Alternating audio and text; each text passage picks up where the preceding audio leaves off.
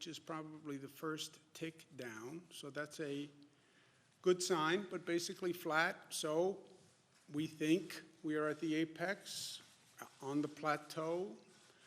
The number of hospitalizations went up, flattened, continuing to flatten, good sign. Technically, the number's down a tad, statistically irrelevant, but better than being up. The net change in total hospitalizations, if you look at the curve, which is what we look at, the curve is down. When you do the 3-day average, which is more accurate than any one day, because remember, this reporting mechanism is new. We just put it in during this situation, so I wouldn't bet all the chips on any one day. But when you look at 3 days, you look at the overall curve, we think it's indicative. So the 3-day average is down. The net change in ICU admissions is down. Again, the ICU admissions I take with a grain of salt, since hospitals are no longer what they were, and they're basically all ICU wards. Intubations is a real number. That's the number of people who are being put on a ventilator. About 80% of those people will never come off a ventilator. So when you see the intubations, that is proportionate to the number of people we will lose. And that's what we've been watching all along. People go into the hospital, most get treated and are discharged. Some are not discharged. If they're intubated, about 80% of the people who are intubated will not come off the ventilator. The number of new people going into the hospital per day is also down, but we still have 1,600 new COVID cases yesterday. So we have 1,600 people new coming into the hospital, some being discharged, and the net is what we've been watching, but it's also interesting to note that you still have 1,600 new people walking into the hospital or who are in a hospital and then diagnosed with COVID. So the volume is still high, and that's why the hospitals are still working very hard. We have been watching for growth outside of New York City, Long Island, Westchester, Rockland. That has basically been flat. There have been little hot spots here and there. The Department of Health has been very good and aggressive in jumping on those hot spots and tamping them down, test, isolate, trace. And you see the numbers by region across the state. Proportionately, obviously, downstate New York, which is what we've been talking about, but looking for growth towards Long Island, Westchester, Rockland. Rest of the state, proportionately, upstate is very, very low to everything else in the state. This is something else we're watching. This is the number of deaths in nursing homes. And the nursing homes have been an increasing issue. The nursing home issue was flagged by the first cases we had in the state of Washington, because that is the vulnerable population in the vulnerable place. And we've been worrying about nursing homes from day one, as we saw in the state of Washington. But you see the percentage of loss of life is getting higher in the nursing homes compared to the hospitals. Lives lost yesterday, 778. That number is up, and that is, to me, the most painful number. And it has been the most painful number every day, and those New Yorkers are in our thoughts and prayers.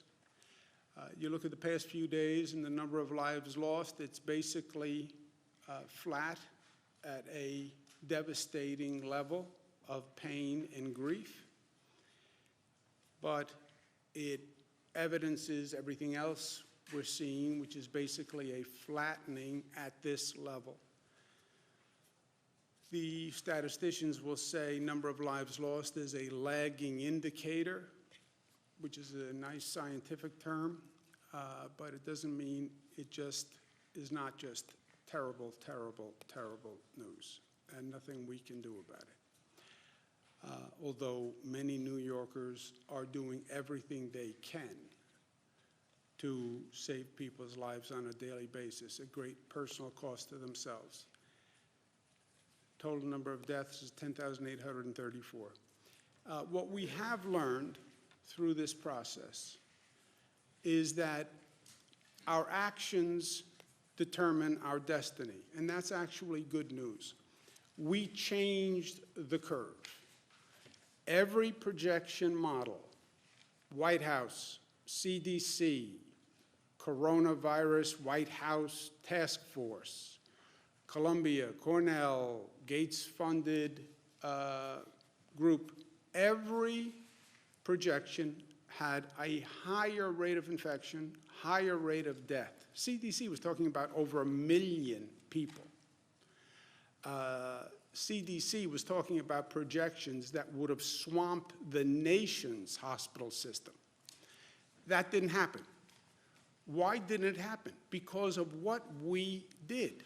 And that's important to remember and realize. We changed the curve.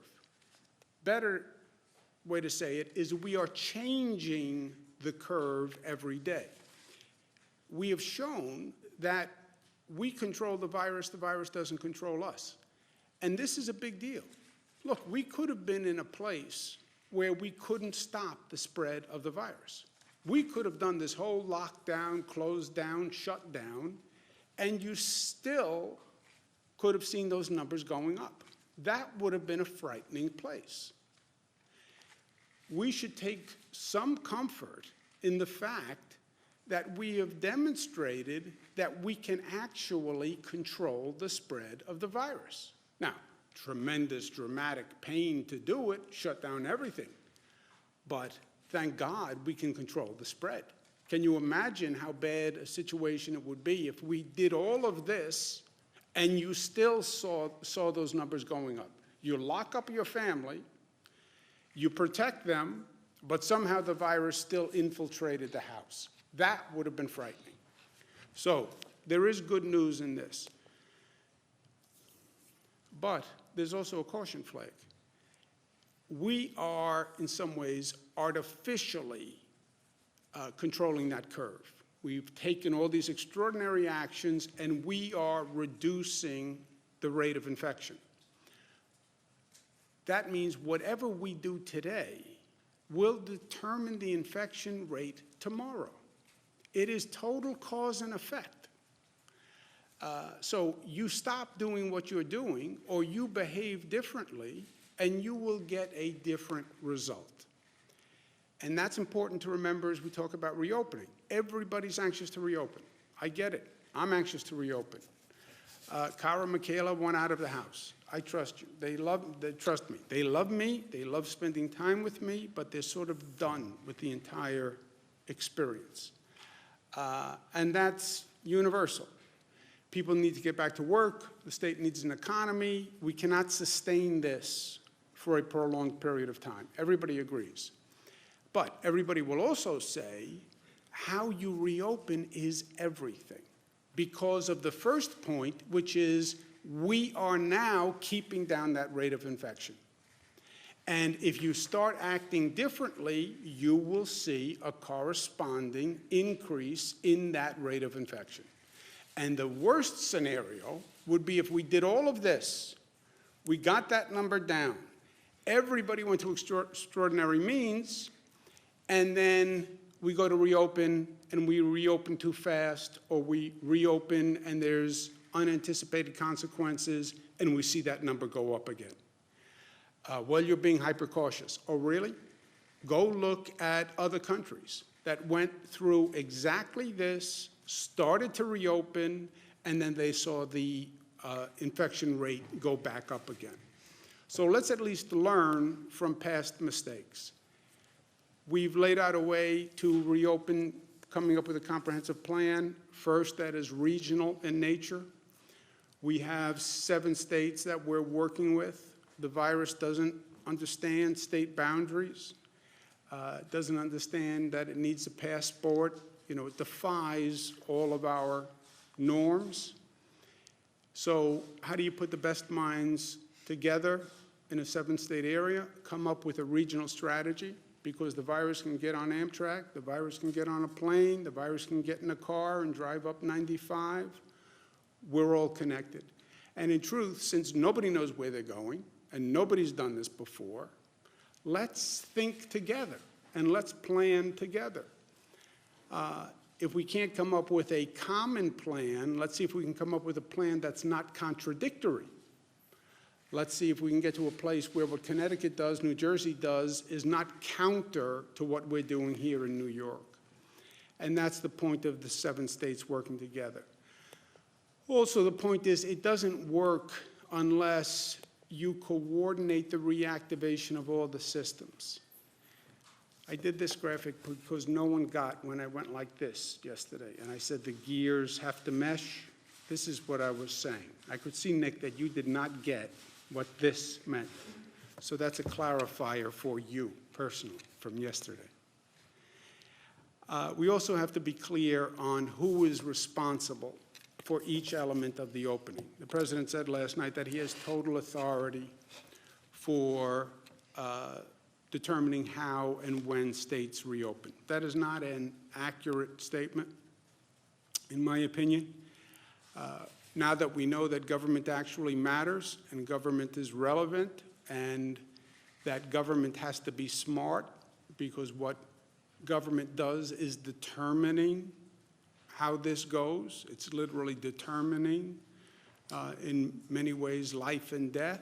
We have to be smart about it. The federal-state relationship is central to our democracy.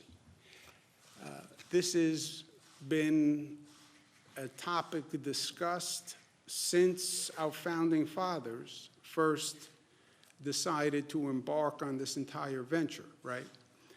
This is basic federalism, the role of the states and the role of the federal government. It is important that we get this right. Our founding fathers understood, and we have to remember today, that the balance between the state and the federal, that magnificent balance that is articulated in the Constitution, is the essence of our democracy. We don't have a king in this country. We didn't want a king, so we have a constitution and we elect a president. The states, the colonies, formed the federal government. The federal government did not form the states. It's the colonies that ceded certain responsibility to a federal government. All other power remains with the states. It's basic to our Constitution and that federal-state relationship. Hamilton, who in many ways was representative of this discussion of the balance of power. State governments possess inherent advantages which will ever give them an influence and ascendancy, a beautiful word, over the national government, and will forever preclude the possibility of federal encroachments on the states. That their liberties indeed can be subverted by the federal head is repugnant to every rule of political calculation. Strong language, but that was the premise. So there are laws and there are facts, even in this wild political environment. What do? We do what we do, because we are New York tough, but tough is more complex than many people think it is. Within that word tough is smart and united and disciplined and loving. They are not, they're not inconsistent to be tough and to be loving. Let me make a personal point, not necessarily a factual point. The president did his briefing last night, and the president was clearly unhappy. The president did a number of tweets this morning where he's clearly unhappy. Did a tweet about mutiny on the Bounty and governors are mutineers. I didn't follow the exact meaning of the tweet, but the basic essence of the tweet was that he was not happy with governors and that this was a mutiny. the president is clearly spoiling for a fight on this issue. The worst thing we can do in all of this is start with political division and start with partisanship. The best thing we have done throughout this past 44 days is we've worked together, and we haven't raised political flags. Even in this hyper-partisan environment, even though it's an election year, even though the politics is so intense, we said, not here, not in this. This is too important for anyone to play politics. It was a no politics zone, right? This is just about doing the right thing, working together. And that's important, and we have to stay there. We're all in a little bit of a reflective mood. I'm in a reflective mood. And everything we do here is so important, and every day is so important. And I was thinking after the president made his comments and looking at some of the remarks and looking at the tweets, reminded me of a poster I saw when I was in grade school. St. Gerard Magella, Queens, New York, Catholic school. Red blazer, gray pants, white shirt, little clip-on tie, the tie with the hook. Remember the hook tie that you had to put the hook on, and then it looked like you had a real tie, which I never understood because the hook was harder to do. You had to hook and then you had to adjust the band, which was harder than just teaching a kid how to just tie the tie. Would have been easier. But I was in grade school and there was that poster that came from a Sandburg poem, I think. Suppose they gave a war and nobody came. And I was looking at the poster, and I didn't really get it because even then I was very literal. Suppose they gave a war and nobody came. So I'm looking at the poster, and a priest came up behind me and said, "What's wrong, Andrew?" I said, "I don't understand that. Suppose they gave a war and nobody came. How could that happen? Then you wouldn't have a war." He said, "Well, that's the point. The point is what would happen if people just refused to engage? They just refused to fight." And I still didn't get it and he said, sometimes it's better to walk away from a fight than engage it. Sometimes it takes more strength, frankly, to walk away from a fight than engage it. The president will have no fight with me. I will not engage in it. I've sat here every day for 44 years asking New Yorkers to remember that this is not about me, it's about we. I understand you're personally inconvenienced. I understand you're frustrated and stressed and anxious and you're feeling pain. Think about we. Think about get past yourself and think about society and think about your family and think about interconnection and act responsibly for everyone else. This is no time for politics, and it is no time to fight. I put my hand out in total partnership and cooperation with the president. If he wants a fight, he's not going to get it from me. Period. This is going to take us working together. We have a real challenge ahead. Just because those numbers are flattening, it's no time to relax. We're not out of the woods. In this reopening, we could lose all the progress we made in 1 week if we do it wrong. And we have a number of challenges ahead. We have to figure out how to do this. How do you have a public health strategy that works with an economic reactivation strategy? Nobody has done this before. How do you start to increase the number of essential workers? How do you learn the lessons of the past? How do you start to do the massive testing that we're going to have to do here and that we don't have the capacity to do today? The capacity does not exist. The private sector companies that do testing, we can only get about 60,000 tests per month. That's not enough. We're going to do the antibody testing, but that's not enough either. How do we do this? Put together this whole testing system and do it in a matter of weeks.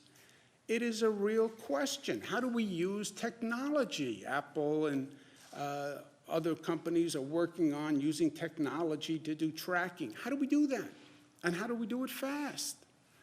And how do we take all our strength and our collective strength and take this nation's collective strength and figure out how to do those challenges? 50 years ago this week, Apollo 13 gets damaged 220,000 miles from Earth. Somehow they figure out how to get a spaceship back 220,000 miles 50 years ago. That's America. Okay, figure out how to do testing. Figure out how to use technology to do tracing. That's what we have to work on. And we have to do that together.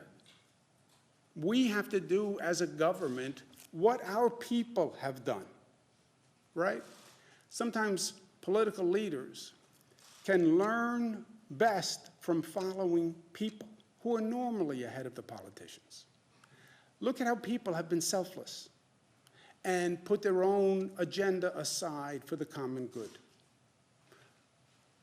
Can't their leaders be as smart as they are? The answer has to be yes. So I look forward to working with the president in partnership and cooperation, but he has no fight here. I won't let it happen.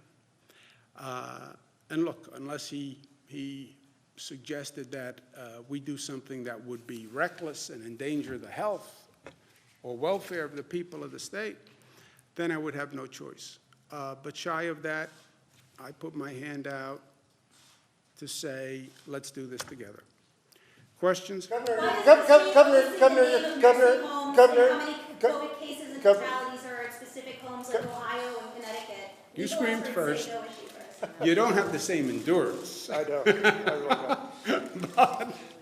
But screaming first matters. Governor, you're talking right now about making peace with Donald Trump, with the president, and yet you went on television 4 times this morning and were asked about it and opined about it repeatedly. You called him a king. You said that his press briefings were like a comedy sketch. Why didn't you just say no comment if you're trying to make peace with him? No, the first point is he does not have total authority. I mean, I'm a governor of a state. The statement that he has total authority over the states and the nation cannot go uncorrected. I mean, it's just a factual statement that is factually wrong. 10th Amendment to the Constitution. There's a whole body of case law. I mean, there are many things you can debate in the Constitution because they're ambiguous. This is not one of those things that is ambiguous. So that statement cannot stand. And it's not only violative of the Constitution, it's violative to the very concept of democracy. I mean, this was the first battle. Do we want a king or do we want a president? And we opted for a president. So that statement cannot stand, period. Common attacks, calling him a king, saying that it's like a comedy sketch, saying about No, that's not how it is. His proclamation is that he would be king. That's what a king is. A king has total authority. That statement cannot stand. The whole mutiny on the bounty, the governors are mutineers, whatever that means, and whatever the rest of the theory was. I'm not going to fight. I'm not going to get into that fight. Look, I bent over backwards. He said a nasty comment about what it was, but he's right. I worked very hard to be in partnership with the federal government this past month. I worked very hard to stay away from politics. And he is right. I did call and say I need federal assistance. I did call and say I need possible overflow beds.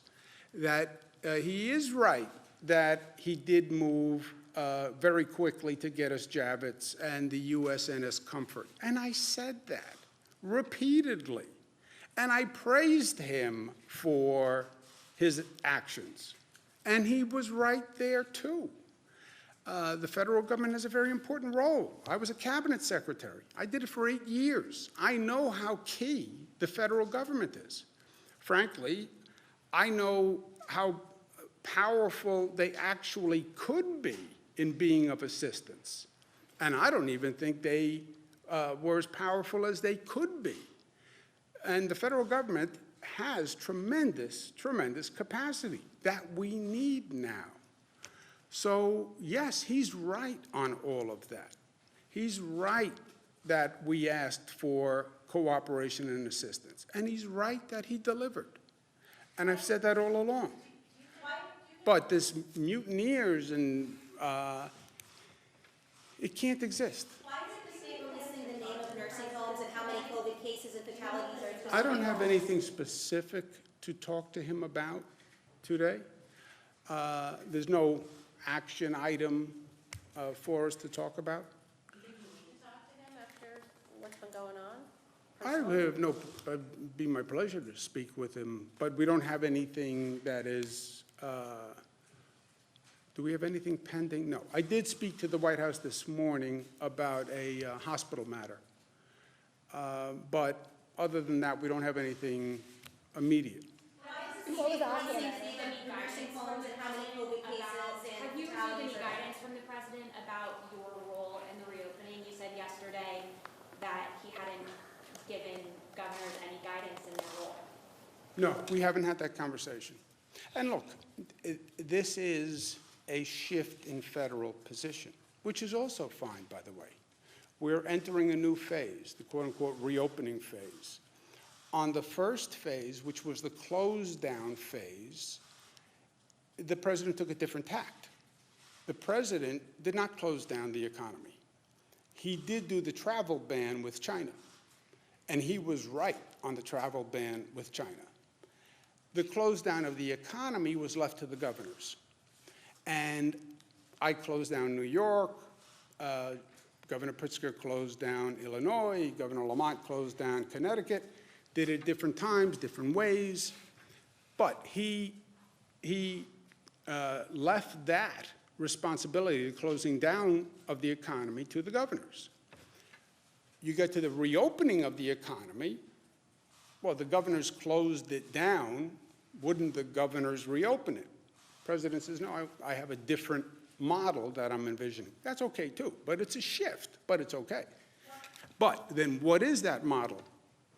And let's talk about who does what, which is the intelligent conversation we have to have. How do we do this testing? How does that come up to scale?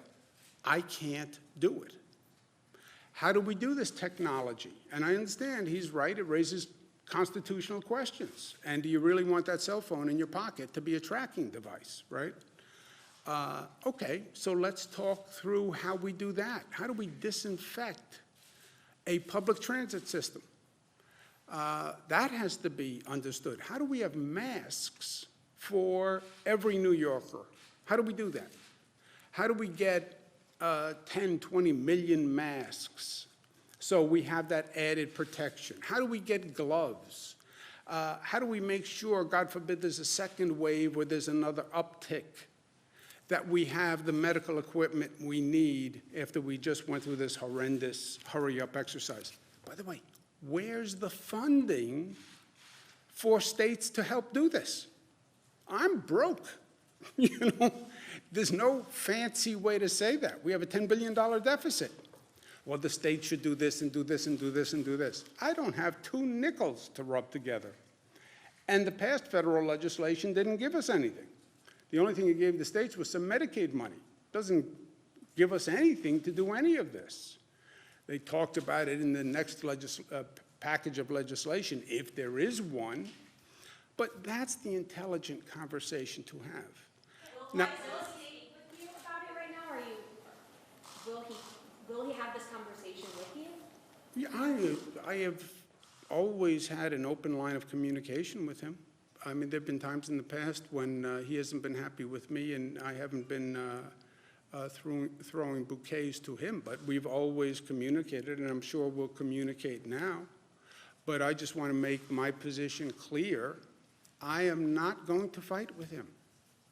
I don't want, this is no time for any division between the federal government and the state governments.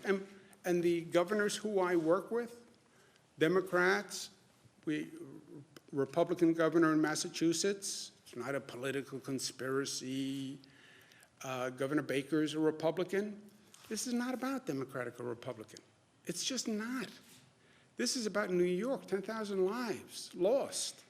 These were not 10,000 Democrats or 10,000 Republicans. These were 10,000 people, period. Forget the darn politics. Everyone's tired with it. Why is the state releasing the names of nursing homes and how many COVID cases and fatalities are specific homes, like Ohio and Connecticut's doing? Legal experts say that there's no HIPAA issue here. Okay, you want to speak to that, Dr. Jim? We put out the nursing home death data by county yesterday, and as you could see, some of them had one case. What we're worried about is personal privacy protection, working with the Department of Health. There's there's about 600 nursing homes in the state. This goes for hospitals as well. There's some very small hospitals where they report out 1 or 2 deaths a day. We just want to go through the data and make sure we're not releasing any potential personal information, and as soon as that's done, that will be made available for people. So that's why we put the aggregate numbers out by county. That's what we're going through. We're getting reports of specific outbreaks at different nursing homes, so it's hard to tell. But, you know, are there any nursing homes in particular that the state's seeing a huge problem at? We're seeing issues, like I talked about yesterday, in hospitalizations in different parts of the state we look at total beds being used, we look at deaths, we look at all of that.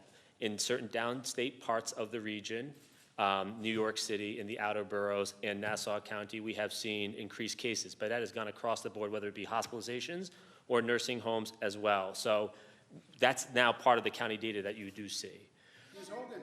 Yeah, earlier you said that there's been 60,000 cases that you guys have the capacity to do a month.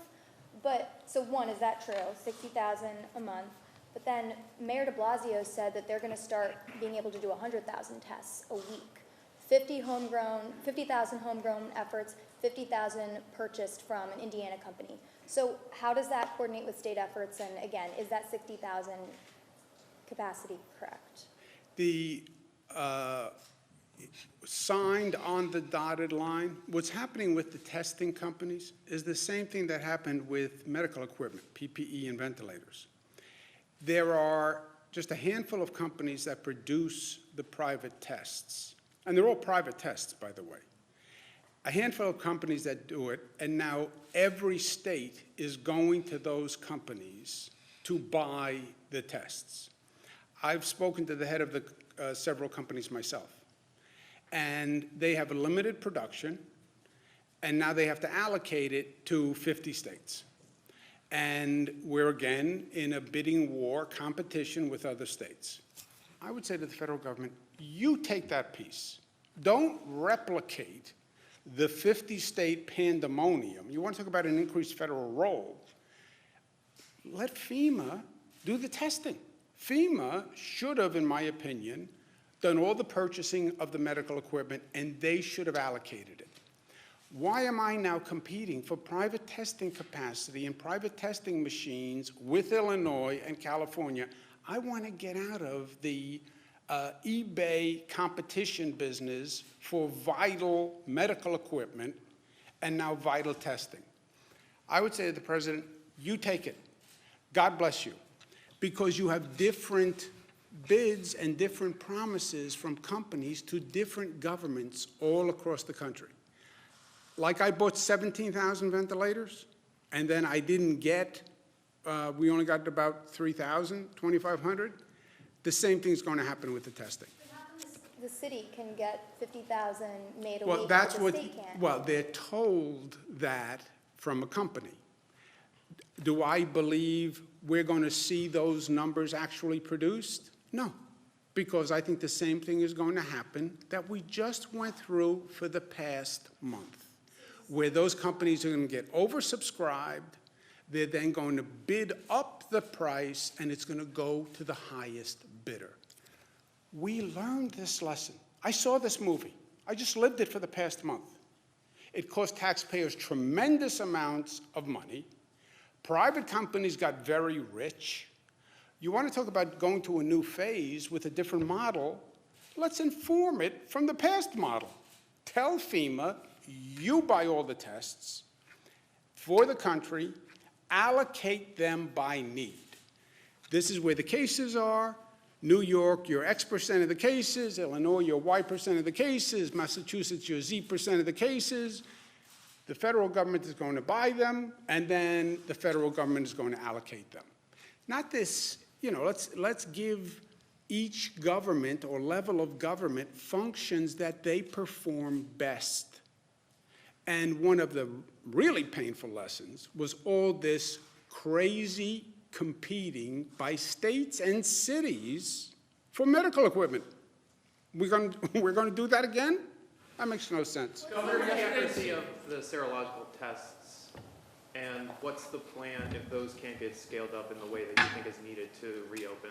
What is the accuracy, would you say? It varies. There are many different tests there. We're looking at the tests that have, over 95% accuracy. We are working to scale this up both by our public lab, which is our state lab, the private sector labs that are out there. We're looking at those, as well as the hospitals, which have labs as well. And how would you address the false positive issue? Because if someone goes back to work, but they don't actually have the antibodies like the test says, and then that creates its own problem. Well, we are looking at that. For example, our state lab, the test that we've developed is basically 6 standard deviations out, which basically means that you're really way up there over the 99% accuracy, if not higher.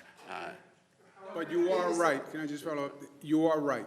There are different private sector tests with different accuracy rates. And that's one of the other complications. Go by tests. Whose test, which test, what level of accuracy, and that, I think, it's something we have to figure out one way or the other, but I would say that's something the federal government should take. What's the capacity on that at this point? How many antibody tests can you do? You mentioned a couple of thousand, Right, so the state, will be by next week at 2,000 tests that we will be able to do per week at that point. 2,000 tests per day next week, yes. That still seems like a long way to go in a state of but- 19 million people, though, right? Right, but that's that part, but we're also working with some of the private sector companies to be able to get in the tens of thousands of tests, as well as the hospitals. Several hospitals have developed tests. There are different ways to do these tests. You could do it as a blood test. We are looking at a finger stick test as well, where you just do a little blood spot, and there's technology for that as well. Yeah, but just to follow up on that for a second. Look, you could have a whole symposium on testing. There are two types of tests, the antibody test and the diagnostic test. The antibody test, state health department has a test, and you're right, it's their limited capacity. Let's say they can do, you said 2,000 a day, so let's say 14,000 a week. What is 14,000 a week going to do for you? And by the way, what can the antibody population really be in the scope of things, right? Antibody population, people who had the illness and have recovered. Okay, that's important to know, and we're very aggressive on antibody testing, but how many people are going to test positive, right? What % of the population at this point do you think had the coronavirus? What could a number be? 20%, 20%, 10%? Okay, you want to find that 10%, 20%, but then that's not enough to restart and get back to normalcy. That diagnostic test is going to be key. And now, think of the volume on that diagnostic test. We're 19 million people. How many diagnostic tests do you want to buy for 19 million people? And then multiply that by the nation. Look at the need. And I'm telling you, you literally have a handful of private sector companies that do this now. Well, how do you scale that up? I don't know. How did you get a rocket ship 220,000 miles back from the moon 50 years ago? But if you could figure that out, you can figure this out. And if the federal government wants to know a valuable role, this is going to be a key element to all of this. Basically talking about testing everybody for coronavirus in the entire state as a prerequisite to getting the No, you would never get there. If you said that was the prerequisite, you'd be closed ad infinitum. But you want testing capacity as a tool where businesses can use it as a tool. You want temperature taking, right? You open up a business, they're going to say, I want to take everybody's temperature as they walk in the door. All right, how do you take the temperature of 500 people walking into a business, you know? Just think of all the things you have to do, and then divide it between the federal government and the state government. We have to clean all the buses and all the trains. We want to clean all the park benches. We want to have a disinfectant solution where we have a cleaning protocol that we've never had before. We want the technology to do the tracing once we find the person who is positive, and we can retrace them through the technology. How do we balance that with individual liberties? There's a lot to do here. And the states cannot do this on their own. I'm not shy about capacity. I'm very proud of what we do in the state government. When I tell you I can't do something, it's the first time you've heard me say that since I've been governor.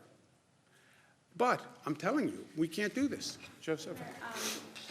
Earlier, when this entire thing started 40-some-odd days ago, you had said that COVID in a nursing home is like fire through dry grass. It was one of the first areas where there was a complete lockdown. People couldn't come in and out. So why is it that we're seeing hundreds of people dying in nursing homes from COVID? Like, was there lax inspection? Because you cannot stop it, Joseph. You cannot stop it. Look, we have no visitors going to a nursing home. You want to talk about a harsh policy. No visitors, it must be close to a month. You're in a nursing home, you can't get visitors. The staff has to be checked when they come in every day. But by the way, taking somebody's temperature, that's not a foolproof mechanism. And any one of those staff members could be walking in with a spark in their pocket, to torture the metaphor. And that population is so vulnerable, it just takes one staff member who didn't have a temperature, but did have the virus to walk in, and now you're going to have a serious problem. You want to comment on that? The point that the government just raised is that the crux of all this, that they're individuals with multi-organ system, many other problems, heart problems, diabetes, asthma, respiratory problems. Their immune system is just not as good or as robust, and so they get sick with whether it's this or the flu, and they end up in the hospital. Many of the patients that you had mentioned that's sick and die, a lot of those, they were transferred to the hospital, but at 95 years of age with multiple medical problems, it's a tough battle for them. And look, Giuseppe, what you've learned is you've learned your strength and your weakness, right? You've learned that you can control the virus, and that's a powerful lesson, because we weren't always sure that we could, right? But you've also learned your weakness. You cannot hermetically seal society. You can't hermetically seal a nursing home. You can't put it in a bubble and say, I can protect these vulnerable people. You can't. You can't. Isolation, no visitors, every staff member has to be checked. An ember, one ember, finds its way in, and then it is fire through dry grass. Governor, in the city of Rochester yesterday. Go ahead, Nick. Governor, in the city of Rochester. I want to try to get everybody who wants to ask a question to do it. I also need visual aids. But in the city of Rochester yesterday, there was a 100-person vigil after a shooting there, and it was apparently okayed by the mayor. Is it appropriate to hold large gatherings like that one? Videos online show that people were not likely social distancing during this. Well, look, I don't know the specifics, and I don't want to comment on the specifics, but we spent a lot of time not only saying there should be no large gatherings, we even said no large gatherings during religious holidays, which a lot of people are unhappy about. But look, that was the first, at least learn the lesson, right? Learn the lesson of New Rochelle.